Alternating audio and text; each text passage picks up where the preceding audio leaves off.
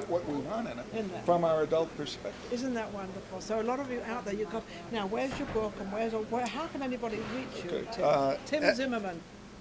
Tim Zimmerman, sm3success.com. You can call my office cell is 702-748-3586, and I will be having some Christmas specials, so just call me. I actually answer the phone. Really? And a lot talk of to people people, don't in this town, or- but that's okay. Or if you text me first and say, Tim, I saw you, I want to talk to you, then I'll call you back, basically. Absolutely. So, And I know Tim very well, and he will call you back. He's very honorable. He's very, very well known in Vegas and in Las Vegas. And I admire what he does, because I always give him not a hard time, but I just want to know. So I like to know these questions, because I'm sure I have some things in me, which I actually don't, because I don't live that type of I never have lived that type of life. You're very positive. Yeah, yes, extremely. So, I can't do anything about how it happened. You want a story? We have enough time for a story? Is it a short story? Short My story. producer said, yeah. I'll Make it short. All right, one of my clients. Yes. He's well known in the real estate business. Okay. Can we mention his name? Yeah, his name is Richard Lee. Richard Lee. Richard Lee. I just you know read about Richard. some. You know Yes, Richard. I know Richard. He was called by the Las Vegas Journal one of the most respected men in real estate. Absolutely, Okay. yes. Yeah. So he's a friend of mine. So I say to him, Richard, is there something from the past that bothers you? He goes, yeah. And I go, okay, well, you can tell me what it is. I have heard everything. I'm sure. Doesn't matter to me. You can tell me what it is or not. What do you want to do? He goes, I don't want to tell you what it is. Okay. So I do I'll find out anyway. well, this is interesting. We do the protocol. Yeah. 20 minutes later, I look at him and go, Richard, go back to the thing that bothered you and see if it bothers you anymore. And he goes, what do you mean? I said, well, go back to the thing that bothered you, that you said that bothered you every day for 25 years. And he didn't want to tell you. Right, and it bothered him every day for 25 years. Go back to it and see if it still bothers you. And he goes, what do you mean? I'm like, and he's a friend of mine. I'm like, Richard, go back to the shit that bothered you. It's okay if it still bothers you. I just need to know where we are in the process. What do I need to do now? Right. And he goes, looks straight in the eye. What are you talking about? So he lost it already. It was totally gone. And I just had lunch with him a while ago. 7 years later, It's all gone. still gone. So it's kind of addressing your human body within and without and wherever your body is. Being true to yourself, I guess, and understanding who you are and what you are. Don't be afraid of you, because you is all you've got. And call me and we'll take those negative roots out, Yeah. the weeds out. The number again?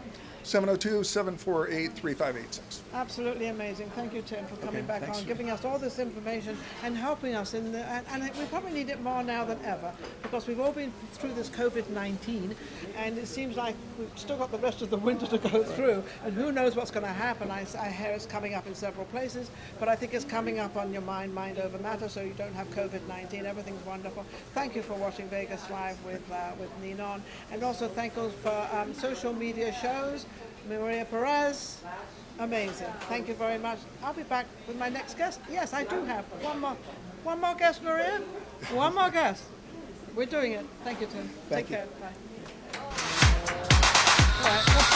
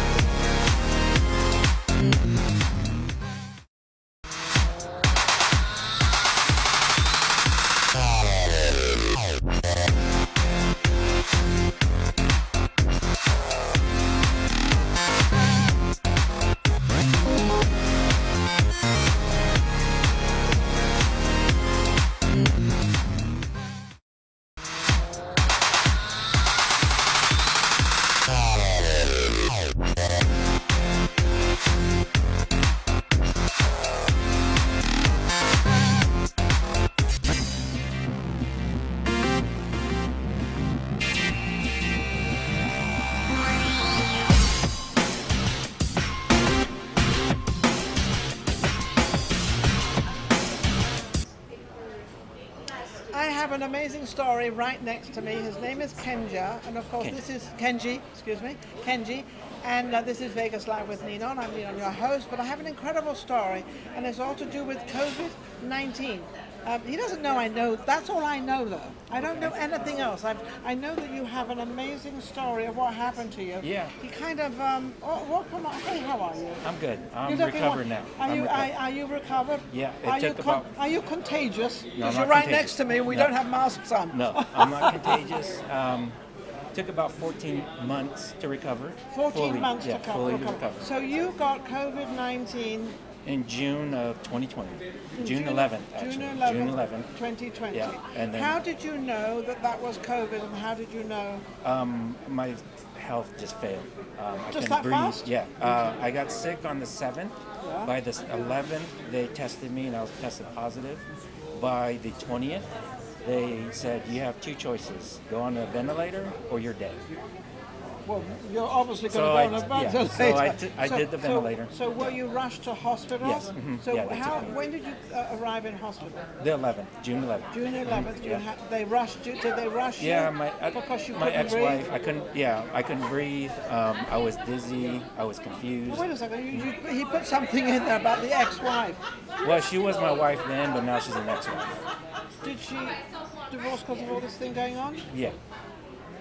So these are the consequences of COVID-19. Yes, Okay. mhm, So yeah. anyway, So- so June the 11th, 2020, you go to the Yeah, hospital. because of the pneumonia and COVID, there was a lack of oxygen to all my organs and especially to the brain. Okay. So did you have any of these illnesses before? Yes, I had pre-existing conditions. And what were Yes. your pre-existing conditions? I was overweight. I had You're certainly not overweight now. No, I'll tell you a story Yeah. about that. Overweight, I had type 2 diabetes, and it's called the opposite of anemia. I have too much iron in my blood, so it's called hemochromatosis. Hemochromatosis. Yeah, that's opposite of anemia, which is Opposite of lack anemia. of iron. I have Yeah. too much. You have too much blood. Yes, too much iron Too in my much blood. iron in your my blood. Yes. I've never heard of that, but Yeah, you know, it takes all it's time. rare. So with all this not being 100%, Yes. you were apt to catch the COVID-19 more than probably somebody else. Well, I wouldn't say catching it. The effects of it was worse Was because worse. of Of those your other illnesses, pre-existing conditions. pre-existing Yeah. conditions. I think catching it just happened. It does happen. It I does. was self-isolating since the pandemic started. I was furloughed, so I was working from home. So you weren't even out? I wasn't even out. I only went to Target, Sprouts, and Whole Foods for groceries. Rest of it was all Amazon. So I got it at So you one got of those it at three. one of those one three of those places. three places. One of those yeah. three places. So you can get it anytime, Anytime, anyhow, any yeah. place. And I was masked. Everything. You did everything you're I supposed did everything to do. I. And that's probably because of your conditions, Pre-exist- that yes, you yeah. pre-existing Yeah. condition. Yes. So anyway, so now we're in the hospital. Yeah. Now I'm in the hospital. They slowly did that. They put me on a BiPAP machine. Okay. They were putting more oxygen in me, trying to keep my lungs inflated. Yes. And it got to the point where my oxygen level was 65%. And that's when they said, you have to make a decision. You have to go on a ventilator or tomorrow you're dead. So obviously. So I did it. Why were you reluctant, or why didn't they put you on the ventilator at the beginning? Because I knew the risks involved, and it's June, so it's 2 months into this pandemic. So the hospitals really didn't know how they to were treat it. doing? Yeah. And it got to the point where, like, because of the pneumonia, COVID actually thickens all your fluids in your body. Yes. So pneumonia, that's fluid in my lungs. Yes. That You became can't a have- gel. Yes. That became a gel. I said, hey, I got a wet shot back at my house. You want me to get it and we can just suck it out? And he's like, no, it's not that easy. But the high iron in my blood, that was an issue too because my blood was thickening. And they did this thing called the convalescent plasma transfusion to help me with my COVID. That actually made my iron levels about 4 times what a body can handle. So at So that it was point, even worse. yeah. So my blood was a gel. There was fluid in my lungs that was jello. And during the ventilator, I'm in a coma. I was going to say, are Yeah, you I was- coherent at this time? Nope, No. 6 weeks in a coma for that. 6 weeks. 6 weeks, yes. during that time, my heart stopped twice, so they had to revive me, and it was because my heart couldn't pump any more blood. It was so thick. But you didn't know any of this was going on. When they put me to sleep, they said, "Yeah, you're going to sleep." The nurse, I respect every nurse that's out there dealing with this because of what she did. She actually was there. She goes, "I know you're scared. It's the COVID force and no visitors whatsoever." I couldn't say goodbye to anybody, but she prepared me. She's like, "I know you're scared." You have children? No children. 2 dogs and a cat, so furry kids. Did you tell them? I wish. Yeah, I wish. But the nurse was there, and she goes, "Look, all you have to do is lay back, let us do the work. Only thing we ask you to do is hang in there and don't give up." So with all your power and strength, and would you call yourself a strong man, or would you? Not at the time, no. I was at the weak. time you were very weak, so you couldn't really bring the powers that you had before. And so I was it was kind of mind. I was ready to give up, actually. And Really? yeah, and there was a document I signed for the ventilator. They have a low pressure ventilator, high pressure ventilator, and the worst one is called ECMO. And I can't remember what ECMO stands for, but that's a machine that takes over your lungs function. So it takes over you actually so staying your alive. your lungs actually stop working, and this I machine didn't know there becomes were your machines lungs. like that out there, but so you've got a machine taking over your body. Well, once that happens, though, you can never get off the machine. So I said no to the high pressure and ECMO. I said, I will do the low pressure. And so they said, okay, sign that. They also said, do you want to sign a do not resuscitate or your living will? And I said, no, I'm not going to sign that. But if it goes past where you need to do high pressure or ECMO, Do it. then let me go. Don't even try to Really? resuscitate. Yeah. Okay. So they said, So this okay. is a very hard time. So you're very coherent at the time of doing all Right. this. Yeah. Because of the lack of oxygen, my They have to do comprehension something, yeah. was bad. And so they're explaining it as best as they could. But like I said, I signed everything. They put me to sleep. It felt like a couple of hours, but it was 6 weeks. So Can you imagine that? 2 weeks in ICU because of the 2 heart attacks. When they woke me up, that same nurse was there, and the first thing she said was, "Good job, you hung in there, you made it." And But at you the time, didn't even know you I were didn't doing know. that. Yeah. You didn't And- know you were yeah, hanging in there. right. You didn't know. So Well- what I'm going to turn around and say is God did not want him to leave yet. No, not yet. Not yet. They but- have things for you to do here. Yeah, Just to stay here. but I went in at 180 pounds, and when they woke me up because of lack of movement, I Because lost you're all not- my you're not muscle, a big guy. all my fat. Well, I was big then. Well, you yeah, I were was fat, but yeah. you're not a big guy. No, I was down to 125 pounds. So that was skin, bones, and organs. That was it. That was it. Well, So- you haven't eaten. Yeah, I haven't eaten. I was on a feeding tube. So when they woke me up, I tried to sit up because she's like, "You know what day it is?" I was like, "Well," so because I thought it was a few hours. It was June 20th when they put me under. I go, "What? Like June 24th?" She goes, "No." She goes, "No, honey, it's July 28th."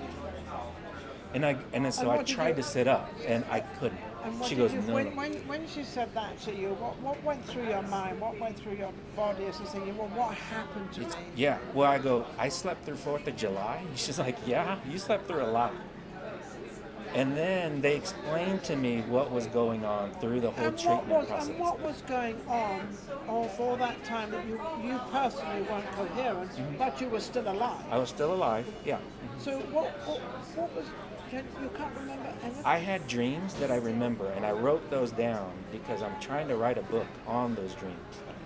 And it's kind of interesting because all those dreams were hospital-themed related dreams. So you knew where you in the were. bed. Yeah, I was in a bed, but I was in different cities throughout the world. Some cities I've never been to. Some cities Now, I've me with been my to. sense of stupid humor sometimes, was it exciting? Kind of.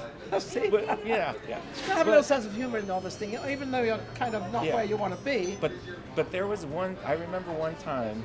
It was Venice, Italy, where I was at. How lovely. Yeah, on the gondola. Oh, how cool. This is beautiful. Yeah, beautiful, right? But the gurney was on the gondola. I'm in the bed, and we're waiting in line in the river to go into the hospital there. because I was. Because you knew. I knew I was in a You hospital. knew environment. basically where you were and what was happening. Kind of, yeah. Kind of. Mhm, What yeah. a strange, and you remember But that. I remember that all these other dreams. There was one where I felt like I was restrained or I couldn't move or I was like paralyzed. I found out they had to restrain me in the bed because even though I was unconscious, there's movements, and apparently You were fighting. I was fighting. They said I was combative. I fell out of the bed twice. I pulled out leads. Apparently, when they laid me on my stomach, called proning, Yeah. I was doing push-ups. And so one of my dreams, I remember, It's like a life. I felt like I was paralyzed because I couldn't move, but they were restraining me. That's because they were Yeah, training right. you. But you felt it but didn't know it. Yeah. So that's why I wrote down the dreams. I'm trying to write the book, which is hard to do. Like, I wrote it out, but it's like a pamphlet. So I have to fill it in, put in a lot of details and stuff like that. So well, maybe I'll work on it. Maybe you put in, the beginning of your life Yeah. or who you are, what Right. you did. Yeah. So now that, so after what, 2 months, 3 months, how long? You So said you 6 died. weeks. You Yeah. said you, So you I died. died twice. Yeah. They revived me. They brought me back. So 6 weeks. You didn't know you were dying. No. You didn't no, know you I were didn't dead. Know. But here's one of my dreams. I saw my father. He passed away in 1996, and he actually it was very short, but he actually said it's not your time to join me and to go home. That's what I just said. remember that. God I doesn't remember help. that. He doesn't. Right. He wasn't raised Yeah, for you to go. Right. You So still have things to there's do. something else I need to do. I was Do you 47. know anything? Do you know anything about what you feel you want to do now? Because you've been through an experience that could give you a great big insight as to what you would like to do for the world and for people out there. Yeah. Of what happened to you. So, Yeah, so you exactly. feel you want to help people now? Yes, this has reset my life. Like I had to hit rock bottom, and now I've reset my life emotionally, mentally, physically. I'm better than I've ever been in my whole life. And do you So- feel very, very good and clean inside? Yeah. Everyone's My- clapping. They should clap. So, I So was, you weren't that good before this happened. Yeah. You were a little bit of Yeah, a naughty, overweight, yeah. overweight, naughty guy. I don't know what you were not doing. really mentally, like You weren't mentally great. with it. Yeah. You weren't. What were you doing? Well, What were I'm you? a creative director. I was a photographer running a business. Yeah. I've been in corporate IT for it was 22 years. So I was really burnt out But with you the weren't corporate really. life. But you weren't happy with I it. wasn't happy. Yeah, And I mean, you with weren't the treating people the way they should be treated. no, I or- treated them. Yeah, no. As a business owner, I treated them well. Yeah. But I was drowning myself in work. My marriage. At the time, I thought maybe counseling would work, but I wasn't at the mindset of a divorce. Well, you sure had counselling. You had Yeah. 3 or 4 months of counselling in the Yeah, bed. right. I mean, come on. Yeah. So, But, so you're taking your experience actually as something very, very good for you. For 3 months, when they woke me up and I got home for home care, Yes. I couldn't move. I mean, I was a So- 47-year-old infant. I couldn't lift a fork to even eat. But how was your brain? It was a mess. I would tell you that. It was a mess because I went through PTSD. That's what my therapist said. I have PTSD. I've questioned every night, like, why am I still here? Like, my body was not awful. there? Yeah, I couldn't even clean myself. I couldn't even feed myself. So you I had have a 20. nurse? I had to have a nurse come in, help me, and I'm thinking, why? Why am I So doing this? what gave you the persuasion and what gave you the inspiration to get yourself to where you want to be as a normal living human being? How did you get This that is- into your brain? So all my messages from my friends on Facebook, text messages, emails, of telling me, hey, we prayed for you, we're praying for you, all this. And I got to the point where, like, you know what, they prayed for me. I can't let them down. I better do something about this. Yeah. So you And then- so you actually made your mind up Yeah. to get And better. so I got better. And did you? Worked. As Oh, soon yeah. as you made your mind up, did you start to get better? My doctor said it would. So it was August 2nd when I came home. They said it'll be probably December before you're up and walking. Well, hang on a second, it's December now. Well, yeah, it was last year. Oh, last That- December. 2020, yeah. So August 2020 to December 2020. They said You might that's walk. probably how long it's going to take for you to walk. And how long did it take you? So for 2 weeks I was in a wheelchair. Okay. It was about 3 weeks using a walker, Yeah. and then the last 2 weeks was a cane. So by I guess end of September, beginning of October, I was walking. That's what you call.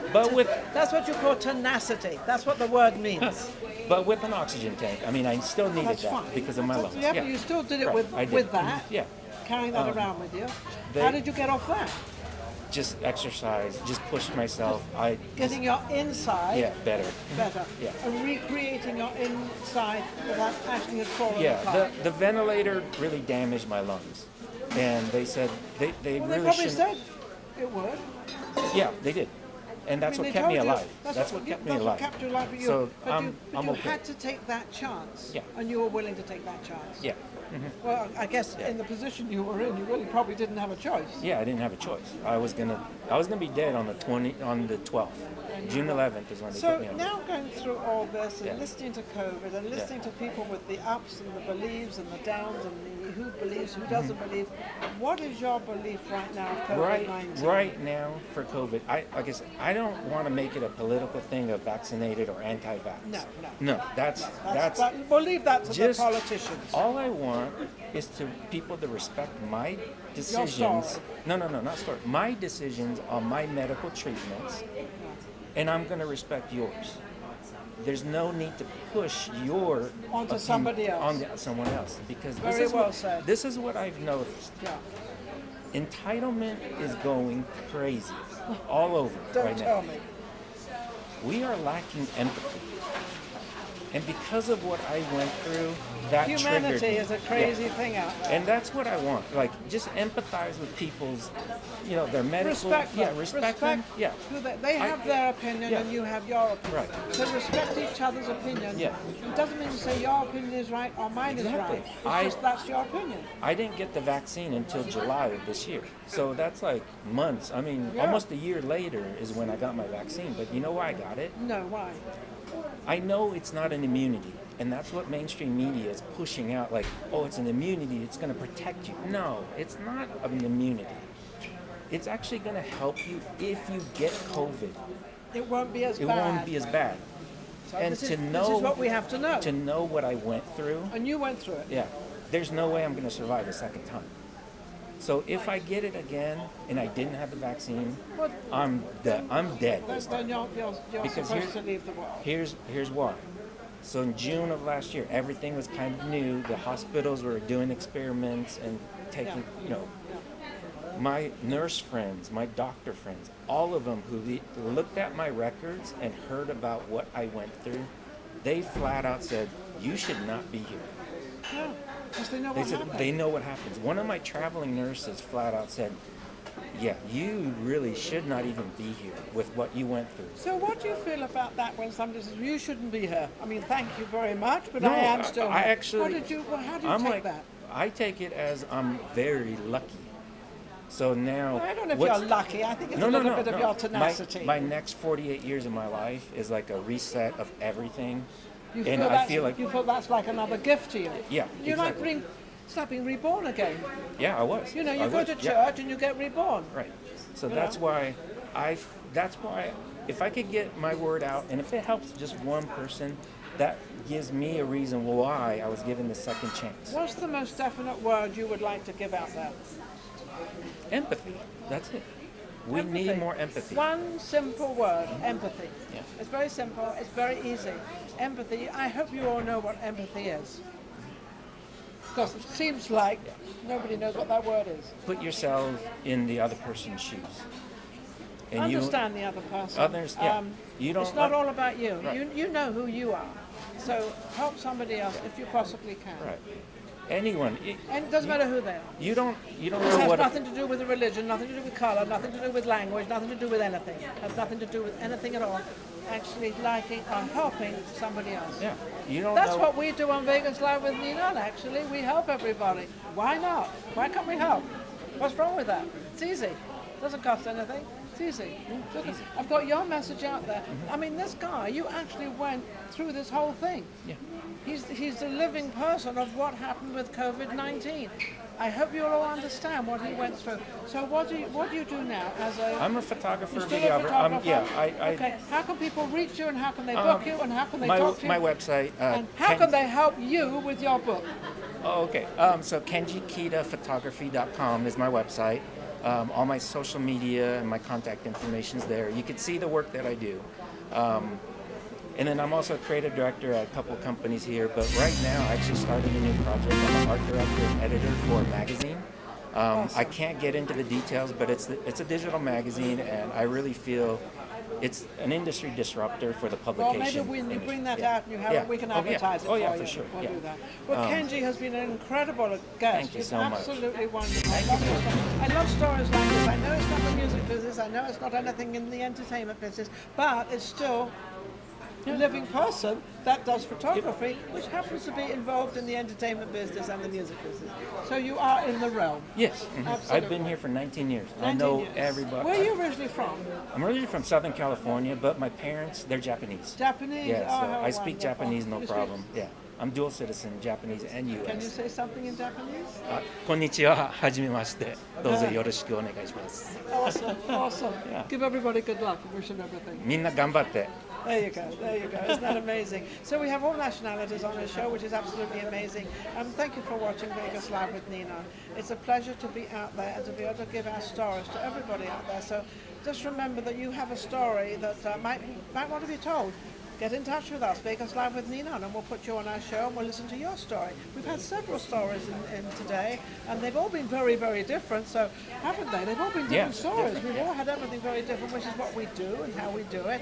Don't forget to go to Vegas Live with Ninon and go to YouTube, and don't forget to subscribe, and don't forget to come to this incredible restaurant, Yeah. Amigos Tacos Cantina.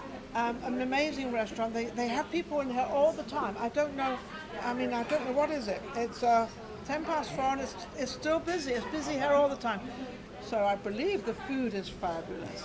We'll be right back next week with new shows and new people and new guests and everything. And thank you to Maria Pureza. She's my producer and she's amazing. Take care. See you soon. Thank you. Thank you. Amazing night. Thank you.